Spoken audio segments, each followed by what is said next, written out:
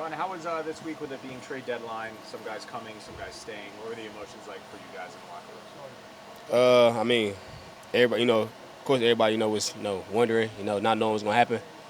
But I feel like, we stood together as a team. It was just, we know this is a business, so I feel like, everybody was prepared for anything. So What was it like to see most of the guys did stay, and you are kind of keeping the team together as much as you guys did?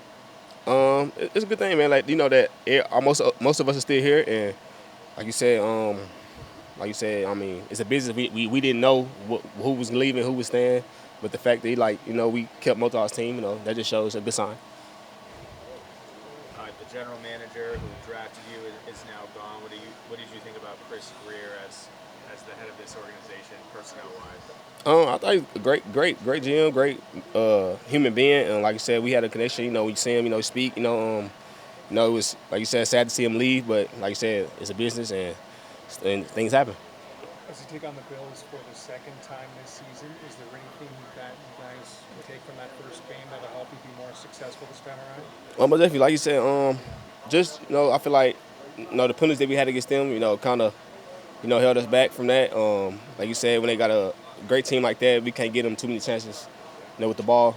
So just eliminate, the turnovers and just play complementary football.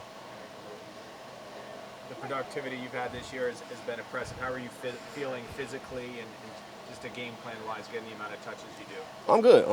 Like you said, body feel good, and I'm 100% healthy, and so as long as I come out every week and be able to perform at the best of my ability, I mean, I'm straight with how many touches I get. Last time you guys played the Bills, you really went to the run early, that opening drive, set a tone.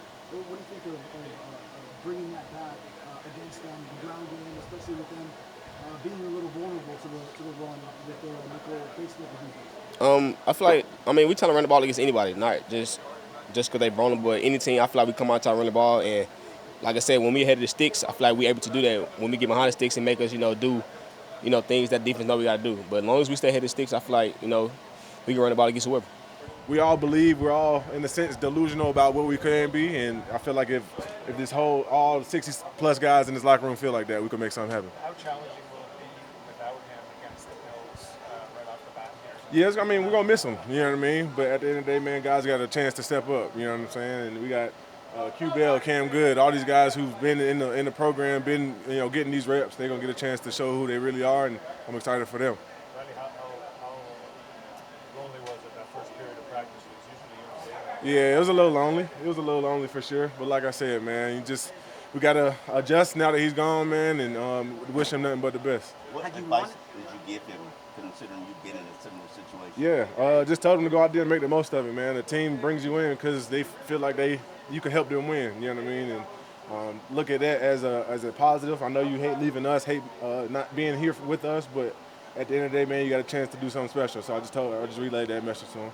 Once you found out for sure you'd be staying, was it? What kind of emotion was there for you? My emotions just went to making sure I could do everything to win. You know what I mean? Being here, being with my feet on, like I said, and leading these guys how I know how to. Bradley, I think I recall you saying in 2022 it was a surprise to be traded here. Yeah. Did you think about that on Tuesday at all? Yesterday? Think about what? Like, just kind of the surprise. Am I going to be surprised? yeah, I mean, I obviously thought about it, but like I was telling him, I just try to stay busy, try to keep my mind off it, understand, what the business is, and, just control what I could control. I know we don't know who's going to be running the front office, but in the conversations with Kelly, did they indicate if they see you as a long-term player here next year as well? Yeah, for sure about this year. We didn't really talk about the future, you know what I mean? We just talked about finishing this year strong.